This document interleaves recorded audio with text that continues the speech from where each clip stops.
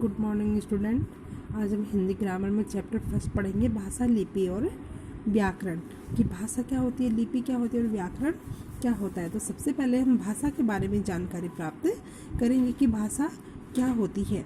यानी कि भाषा वह साधन है जिसके द्वारा हम अपने मन के विचार या मन के भाव बोलकर दूसरे के सामने प्रकट करते हैं और दूसरे के विचार हम सुनकर समझते हैं, वो भाषा कहलाती है। और लिपि भाषा को जो लिखने का ढंग होता है, तरीका होता है, वो लिपि कहलाती है। और व्याकरण व्याकरण हमें भाषा की शुद्धता का ज्ञान प्राप्त करवाता है। तो भाषा है वो जो भाषा की शुद्धता का ज्ञान करवाने वाला शास्त्र व्याकरण कहलाता है।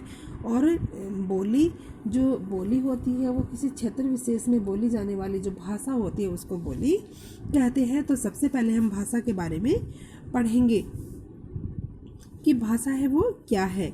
गर्मियों की छुट्टियों के बाद आज विद्यालय पुनः खुला।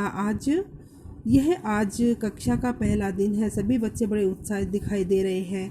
उन्होंने कक्षा 5 उत्तीर्ण करके कक्षा 6 में प्रवेश लिया है। अतः नई नई किताबें और नए पुराने सहपाठी, इसलिए बच्चे अधिक प्रफुल्लित हो रहे हैं। कक्षा में अध्यापिका मुस्कुराते हुए आती है और सभी बच्चों से उनका नाम पूछती है। सभी बच्चे बारी बारी से अपना नाम अध्यापिका को बताते हैं। उसके पश्चात अध्यापिका श्याम पट पर समय सारिणी लिखकर बच्चों से उत्तर पुस्तिका में लिखने के लिए कहती है और बच्चे उसे पढ़कर तथा समझकर लिखते हैं। उपरोक्त वाक्य में अध्यापिका और बच्चे बोलकर, सुनकर, लिखकर तथा पढ़कर अपने मन के भावों का आदान प्रदान कर रहे हैं। अतः भाषा का वह माध्यम जिसके द्वारा हम अपने विचारों या मनोभावों को दूसरे के समक्ष व्यक्त करते हैं और दूसरे के समक्ष जो व्यक्त करते हैं वही भाषा कहलाती है। और भाषा के 3 रूप होते हैं, मौखिक भाषा, लिखित भाषा और सांकेतिक भाषा। सबसे पहले आती है मौखिक भाषा। जब हम अपने मन के भावों को बोलकर दूसरों के सामने प्रकट करते हैं तब वह भाषा का मौखिक रूप कहलाता है। यानी हम बोलकर अपने मन के विचारों को प्रकट करते हैं, वो मौखिक भाषा कहलाती है। जैसे वाद विवाद, संवाद, भाषण आदि सब मौखिक भाषा है। नेक्स्ट आती है लिखित भाषा। जब हम अपने मन के भावों को लिखकर दूसरे के सामने प्रकट करते हैं तब वह भाषा का लिखित रूप होता है। यानी कि हम अपने मन के विचार होते हैं उनको लिखकर दूसरे के सामने प्रकट करते हैं, दूसरे के लिखे हुए हम उनको पढ़कर हम समझते हैं, तो वो लिखित भाषा कहलाती है। जैसे ज्योति व्हाट्सएप ऐप पर चैटिंग कर रही है, यानी चैटिंग करना, फ़ोन पे चैटिंग करना या कोई पत्र लिखना या किसी नोटबुक में वर्क करना, ये सब लिखित भाषा है। नेक्स्ट आती है सांकेतिक भाषा। जो आपने चौराहे पर ट्रैफिक लाइट अवश्य देखी होगी और देखा होगा कि लाल बत्ती होने पर सभी लोग रुक जाते हैं एवं पीली बत्ती होने पर चलने के लिए तैयार हो जाते हैं तथा हरी बत्ती होने पर चलने लगते हैं। ये सभी संकेत हैं। अब हमें मतव्य को व्यक्त करने के लिए संकेतों या इशारों का सहारा लिया जाए, वह सांकेतिक भाषा कहलाती है। संकेतों के द्वारा जो बताया जाता है, वो इशारों से जो बताया जाता है वो सांकेतिक भाषा कहलाती है।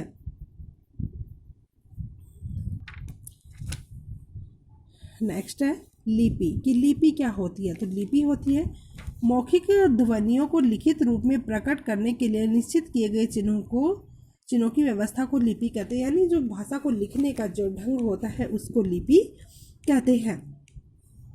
किसी भी भाषा को लिखने व समझने के लिए सर्वप्रथम उस भाषा के वर्णों एवं चिन्हों की जानकारी का होना अत्यंत आवश्यक होता है। हिंदी भाषा की लिपि देवनागरी है। यह संस्कृत भाषा का विस्तृत रूप है।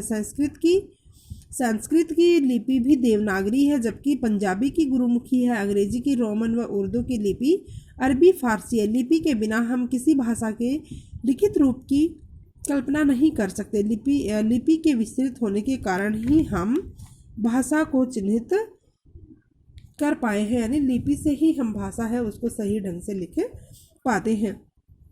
कुछ भाषाएं दे रखी उनकी लिपियाँ से हिंदी भाषा है देवनागरी, पंजाबी की गुरुमुखी, मराठी देवनागरी, गुजराती देवनागरी, अंग्रेजी, रोमन, उर्दू, अरबी या फारसी, संस्कृत देवनागरी, बांग्ला बंगाली। तो ये सब भाषाओं की लिपियाँ हैं। नेक्स्ट आता है व्याकरण। कि व्याकरण को क्या होता है। व्याकरण ये भाषा की शुद्धता का ज्ञान कराने वाला जो शास्त्र होता है वह व्याकरण कहलाता है। या फिर व्याकरण वह शास्त्र जिसके नियमों से हम किसी भी भाषा को शुद्ध रूप से पढ़ना, लिखना, बोलना सीखते हैं, तो वो व्याकरण कहलाता है। व्याकरण के भाग। व्याकरण के 3 भाग होते हैं। व्याकरण के मूलतः 3 भाग होते हैं, वर्ण विचार, शब्द विचार या पद विचार, वाक्य विचार। तो वर्ण विचार, वर्णों के अंदर, इसके अंतर्गत वर्णों के बारे में विचार किया जाता है, नहीं वर्ण होते हैं उनके बारे में विचार किया जाता है। और वर्णों के बारे में हम जानते हैं, वर्ण होते हैं वो भाषा की सबसे छोटी इकाई होती है जिसके टुकड़े नहीं किए जा सकते।